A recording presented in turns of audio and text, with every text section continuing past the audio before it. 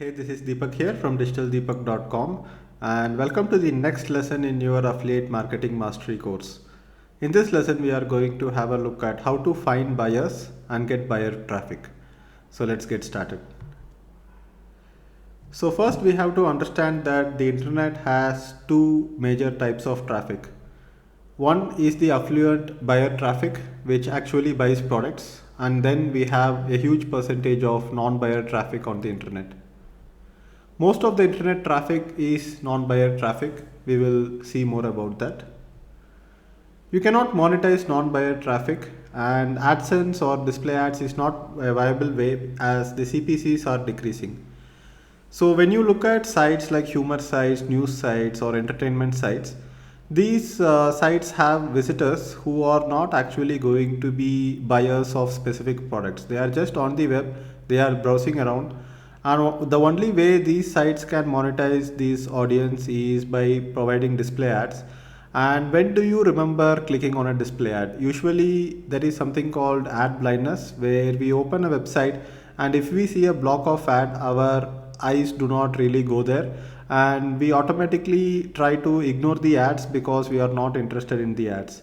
The CPCs are decreasing rapidly. CPCs means cost per click, and the click percentage, which is the click through rate CTR, is also decreasing. So there is really no way to monetize non-buyer traffic. So if you are developing a site and if you are getting a lot of visitors, initially it may look nice that you are getting a lot of visitors, but problem is that these visitors are not going to be buyers, and if they are not going to be buyers, you will not be in a position to make money from that audience. So buyer traffic forms a small percentage of the internet traffic, but it has all the money that there is. Whether you are selling products yourself as an e-commerce store or as an information product marketer, or whether you are selling someone else's product, you need to attract buyer traffic if you want to make money online. So let's look a little bit about buyer versus non-buyer traffic. So non-buyer traffic, basically humor sites, entertainment sites, gaming sites, news sites. So news could be politics, tech or startups, etc. So these are non-buyer traffic where they are just browsing around. It doesn't necessarily mean that these people do not have the capacity to buy, but when they are browsing these sites, they do not have an intention to buy directly. We have the second type of traffic, which is buyer traffic. So buyer traffic usually needs a solution and they are looking for a product or service, and this can be either to gain something or solving a pain that they already have. So what you need to do as an affiliate marketer here is that you need to be the solution provider. You need to build trust with your audience and you need to recommend others products, and that's when you will start making money as an affiliate marketer. So one of the core strengths or the core values of an affiliate marketer is that the affiliate marketer understands non-buyer traffic and buyer traffic, and an affiliate marketer also understands the buyer cycles, which we will see in the next slide. One more thing I want to talk about is that if a niche is profitable enough, you can build your own products and services. Like for example, the Digital Deepak blog's initial revenue was through recommendation of other digital marketing training programs. So other digital marketing training programs used to pay me for sponsored posts, and they used to pay me if I sent leads to them for their webinar or their ebook and things like that. So that is when the revenue started coming from Digital Deepak, and obviously the revenue was much more than what I would earn in display ads with the same traffic. A lot of people ask me why I do not put display ads on my site. That is because the revenue from the display ads is going to be extremely small. I might end up making much more revenue by selling my own product or service or by recommending someone else's product or service, and these are buyers who visit my site, and that is why I am able to monetize them much better these ways than putting display ads for them. So let's look a little bit about where do quality internet users hang out and how to find them. So in general, quality internet users, they buy books and they read. So they read blog posts, they read ebooks, and they actually buy books on Kindle platform or ebooks, or they might go ahead and buy books on Amazon. They attend offline events, so you might have a huge percentage of online traffic who are non-buyer traffic, and they are not usually active in the offline world as well. So quality internet users, they attend offline events. They buy products online on e-commerce stores. So these are the people who have the buying power online, and if you want to make money, you have to target these people who have the purchasing power. They search for specific product reviews. They have already did the research. We will look more about that in the coming slides. And they also compare products online.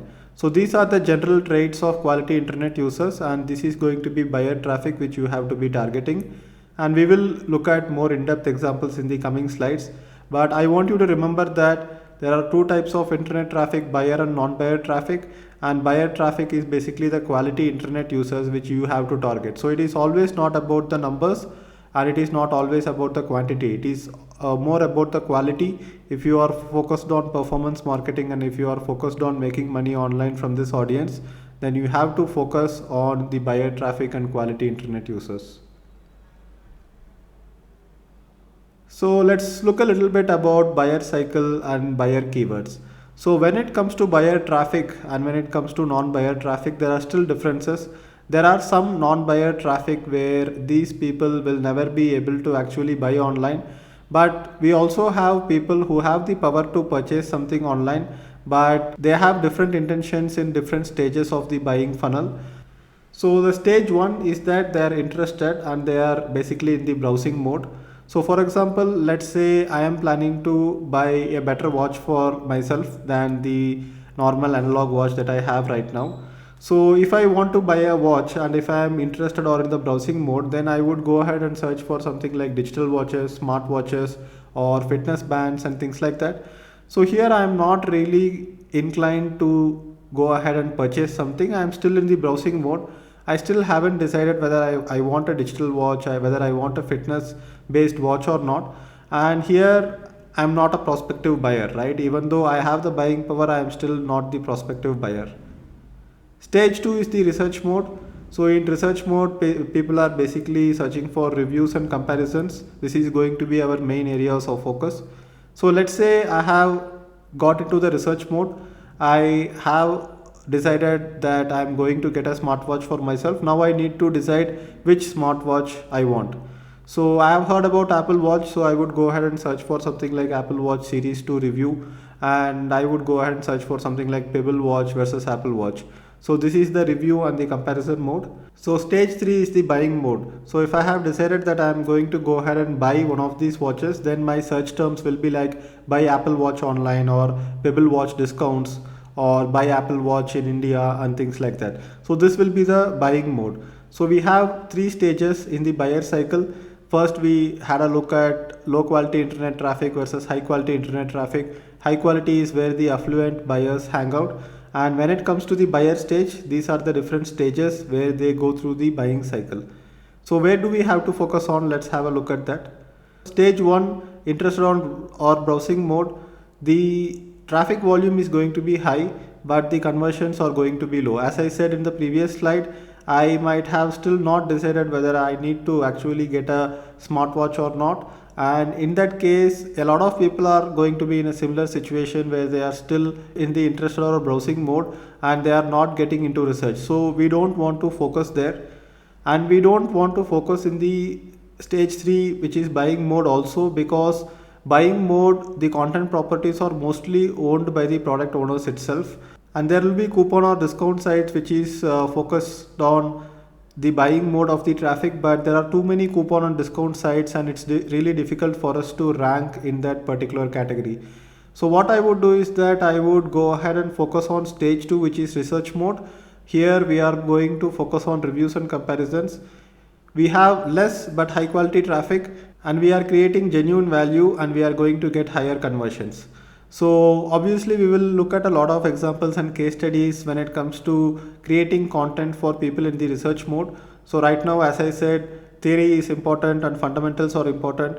Let's get the fundamentals right, and then let's move on to actual practical implementation steps, which will come in the future videos. So I hope you understood this slide. There is stage 1 where you have high traffic volume but low conversions. Nobody really wants to focus on stage 1. Then there is stage 3, buying mode.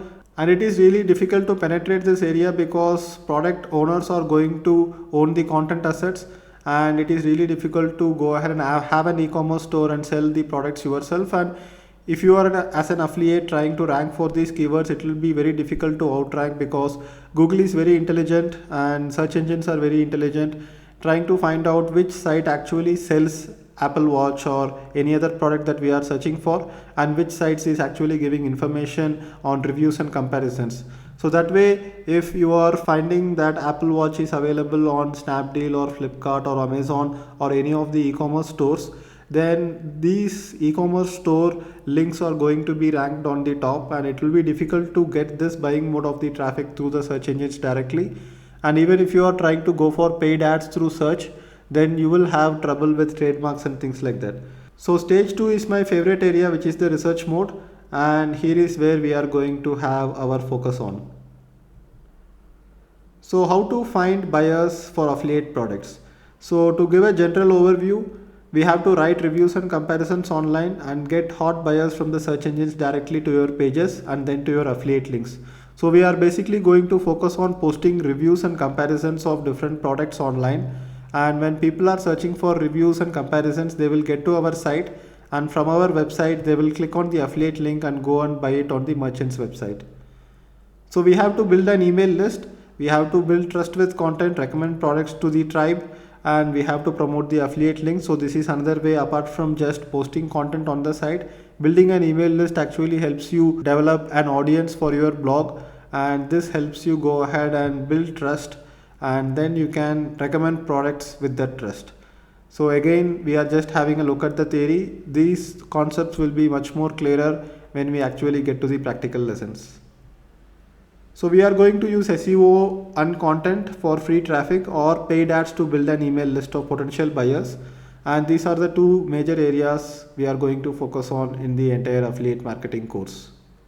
So as we have seen in the previous slides, it might look too simple that we are just going to focus on reviews and comparison content and then we are going to build an email list.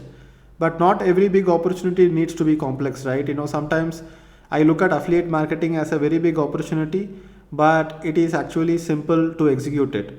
So affiliate marketing is simple as a concept, but it is not easy because you need to do a lot of steps and a lot of action steps, and you need to do it in a repeated way, in a consistent way, and you need to work hard in this area to actually become successful in affiliate marketing.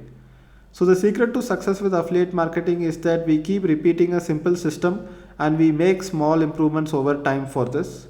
Over time, we will develop more content properties, and each content property will help you make passive income. So if you have two niche websites and if you are getting decent traffic to these niche websites, and if these websites start making something like 5,000 a month on autopilot, then you can go ahead and strengthen these properties and also build new content properties in different niches to basically increase your affiliate income and passive income opportunity.